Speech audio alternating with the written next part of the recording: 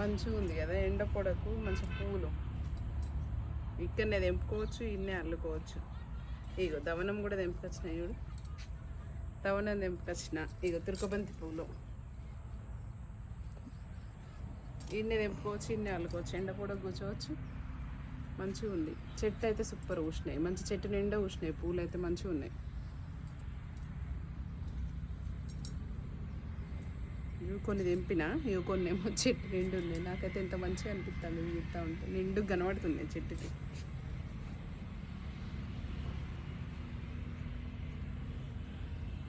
తురకబంతి పూలు చూడు ఎన్ని ఊసినాయో చెట్లకి, మొత్తం నిండా తురకబంతి పూలు చెట్టు నిండా.